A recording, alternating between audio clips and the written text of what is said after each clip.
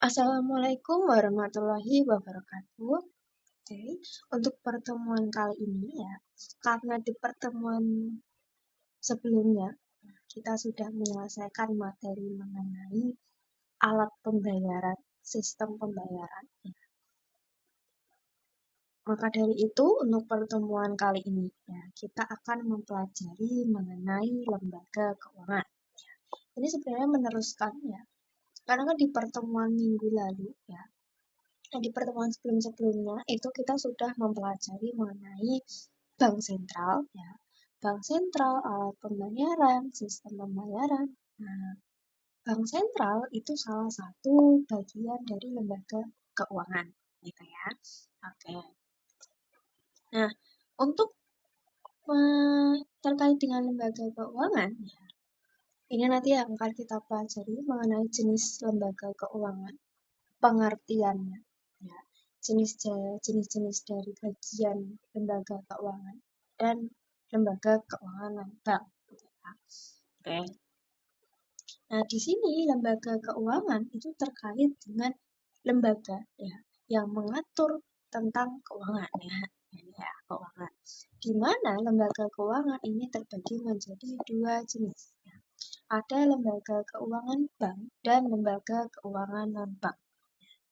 Lebih jelasnya nanti akan kita pelajari. Ya. Oke.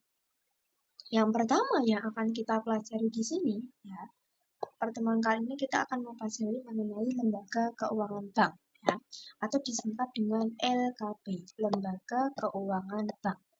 Nah, sebelum kita masuk ya nanti ke jenis-jenisnya, kita harus tahu dulu apa sih itu bank, ya. Oke. Next. Nah, pengertian bank, ya. Bank ini sudah diatur di dalam undang-undang, ya, di mana undang-undangnya di nomor 10 tahun 1998, ya, di mana pengertian bank ini ya merupakan badan usaha atau lembaga keuangan yang menghimpun dana, menghimpun dana dari masyarakat dalam bentuk simpanan. Ya. Dalam bentuk simpanan ini dalam bentuk tabungan, ya, tabungan dan deposito, ya, tabungan dan deposito. Ini untuk maksud dari simpanan, ya, simpanan itu tadi. Nah, tidak hanya menghimpun, ya, tapi bank ini juga menyalurkan dana, ya, menyalurkan atau memberikan dana kepada masyarakat. Dalam bentuk apa? Dalam bentuk pinjaman atau kredit, ya, memberikan pinjaman uang kepada masyarakat yang membutuhkan. Ya. Nah, tujuan dari adanya bank ya pasti untuk menyejahterakan masyarakat. Ya, itu untuk pengertian bank. Kata kuncinya menghimpun dan menyalurkan. Itu untuk pengertian bank. Okay. Next, ya. Nah, ini ada fungsi dan tujuan bank. Fungsi ya, untuk fungsi dari adanya bank ini, ya, fungsi dan tujuan bank ini sebagai tadi ya, sama dengan pengertiannya, yaitu menghimpun ya, menghimpun dana ada dalam bentuk tabungan, deposito dan giro ya. Tabungan, deposito itu kan artinya berarti masyarakat ya menyimpan uangnya atau memberikan uangnya, ya, menyimpan uangnya kepada bank. Nah, diartikan dengan menghimpun itu tadi. Terus ada fungsi dan tujuan bank yang lain. Nah, tadi kan tidak hanya menghimpun, tetapi bank itu juga memberikan dana atau istilahnya menyalurkan dananya kepada masyarakat. Ya. Nah, menyalurkannya dalam bentuk kredit atau memberikan pinjaman. Gitu ya. Oke, next. Nah, kita masuk ke jenis-jenis bank ya, jenis-jenis perbankan. Jenis-jenis bank ini terbagi menjadi 3 jenis. Oke, ada 3 jenis. Yang pertama bank sentral, ya. Terus yang kedua ada bank umum, ya. Bank umum ini nggak akan asing ya dengan bank umum. Terus yang terakhir ada bank perkreditan rakyat, nah, atau disingkat dengan BPR, Bank Perkreditan Rakyat. Itu ya. Oke, yang pertama dulu yang akan kita pelajari mengenai bank sentral. Oke. Bank sentral ini pasti nggak asing ya. Bank sentral itu apa? Nah, dari gambar ini terkait apa ini?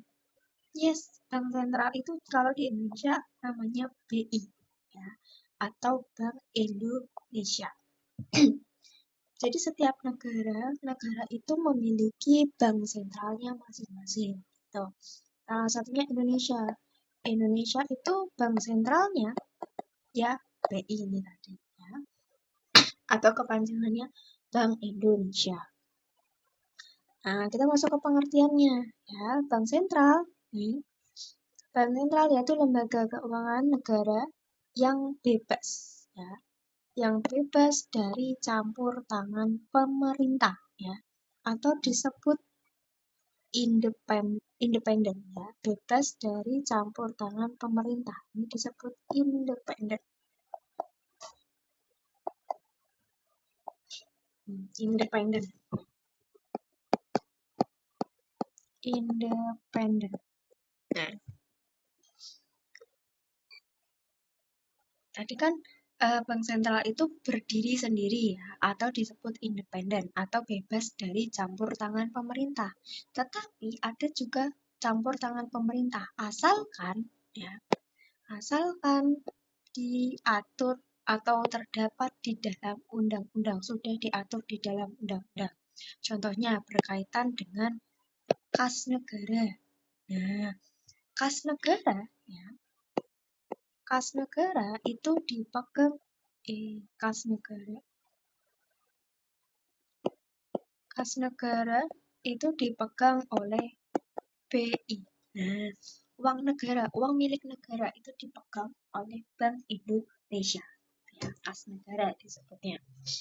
Terus tujuan dari adanya bank sentral. Tujuan utama ya, mencapai dan memelihara kestabilan nilai rupiah. Ini juga berkaitan dengan disebutnya kebijakan moneter. Pernah mendengar apa itu kebijakan moneter?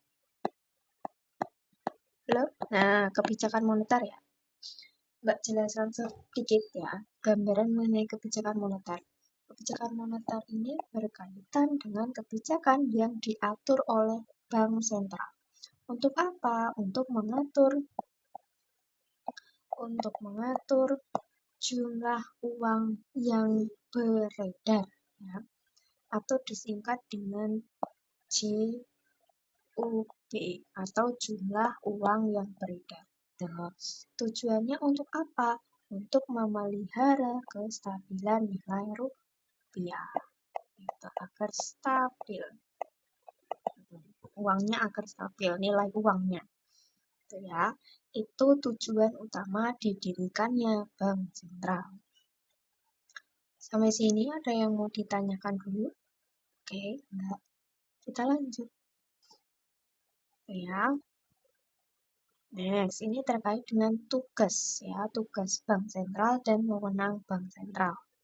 Ini untuk tugasnya, ini untuk wewenangnya. Ya. Oke, terus kita bisa lanjut. Nah, kita masuk ke bank umum. Ya. Bank umum ini nggak akan asing ya pasti. Bank-bank umum ini sudah banyak ya, sudah banyak ada di sekitar kita. Nah, kalau bank umum itu bagian, istilahnya itu bank umum itu anaknya dari bank sentral. Jadi bank sentral dulu ya, bank sentral. Nah, baru bawahnya itu ada bank umum. Itu. Jadi bank sentral itu memberikan arahan ya, memberikan arahan, memberikan kebijakan, memberikan peraturan kepada bank umum ini tadi, ya, pada bank umum. Tuh, ya. Nah, kalau milik negara, nah ini ada bank umum milik negara. Milik negara itu ada 3, ya. Bank umum milik negara itu ada 3. Yang pertama ada BRI, nah, Bank Rakyat Indonesia. Terus ada BNI, terus ada Mandiri. Ketiga bank umum ini, ya. Bank umum nanya banyak cabangnya, ya, yang ada di sekitar kita. Ada BRI, BNI, Mandiri. Nah, itu contoh dari bank umum milik negara. Ini ada BRI, ya. BRI, Mandiri, sama BNI. BTN, Bank Tabungan Negara. Nah, untuk pengertian bank umum, ya, bank umum ini sama dengan pengertian dari bank tadi, di mana bank umum itu menghimpun, ya, bank umum itu menghimpun dana dari masyarakat dalam bentuk apa tadi? Dalam bentuk tabungan dan menyalurkan dalam bentuk pinjaman. Ya, itu tugas didirikannya bank umum, yaitu menghimpun dan menyalurkan dana dari masyarakat untuk masyarakat. Nah, bank umum ini terbagi menjadi 2 jenis, ya. Ada konvensional dan syariah. Nanti jelasnya akan ada, ya, di PPT berikutnya. Perbedaan konvensional dan syariah. Nah, tujuan didirikannya bank umum juga ini terkait untuk ini lalu lintas pembayaran, gitu ya, untuk hal-hal transaksi. Ini ada, ya, contoh dari bank umum ada BRI, BNI, ya. Kita lanjut mengenai, nah ini ada tugas, ya. Ini tugas dari bank umum. Ya, tadi sama menghimpun, menyalurkan, tuh, memindahkan uang atau istilahnya kalau sekarang, ya, namanya transfer, perpindahan uang dari bank A ke bank B, nah itu transfer biasanya kalau sekarang, ya. Terus yang ketiga, yang terakhir ada Bank Perkreditan Rakyat, nah, atau disingkat dengan BPR, ya. Bank Perkreditan Rakyat. BPR ini, ya, sama juga jenisnya dengan bank umum. Ada bank konvensional, ya, ada bank konvensional dan ada bank syariah. Nah, bedanya dengan bank umum, kalau bank perkreditan rakyat itu kuncinya dia hanya memberikan pinjaman, ya. Namanya aja ada kata-kata kredit. Nah, kredit itu kan artinya bank ini itu hanya memberikan pinjaman, memberikan utang kepada masyarakat. Nah, ini kegiatannya tidak memberikan jasa lalu lintas pembayaran, tidak ada transfer, ya, tidak ada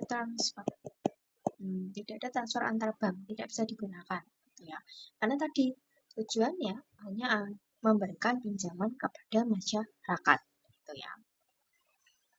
Ini ada kredit. Nah, dari kata kredit ini, ya, kredit ini kredit kan artinya pinjaman atau memberikan pinjaman, gitu. Kredit utang gitu lah istilahnya, ya. Jadi, nah, yang itu kan ada 3 jenis, ya.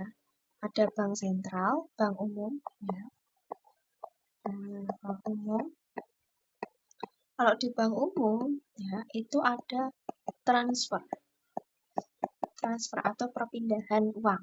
Nah, kalau di BPR dia itu tidak ada transfer, ya, itu perbedaannya. Karena tidak ada kegiatan pembayaran, lalu lintas pembayaran itu tidak ada.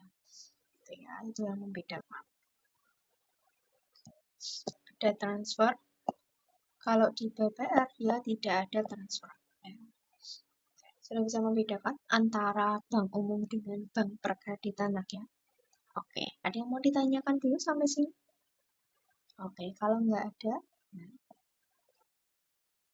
nah ini ya, masih terkait dengan bank perkreditan rakyat, ini ada tugas, dan ini ada juga larangan ya, yang tidak diperbolehkan di dalam perkreditan rakyat.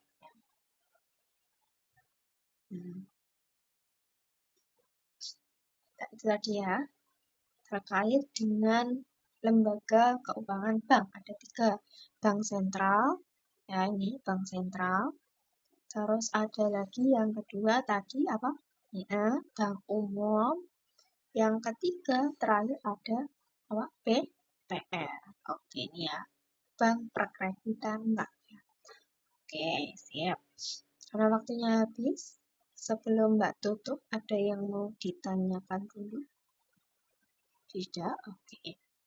Oke, berarti untuk pertemuan berikutnya, kita masih mempelajari mengenai perbankan. Ya, terkait dengan, berarti terakhir di prinsip. Ya, prinsip terkait dengan konvensional dan syariah tadi. Belum sempat Mbak jelaskan. Oke, jika tidak ada yang ditanyakan, Mbak tutup untuk pertemuan kali ini. Kita cukupkan, bertemu lagi di pertemuan berikutnya. Wassalamualaikum warahmatullahi wabarakatuh.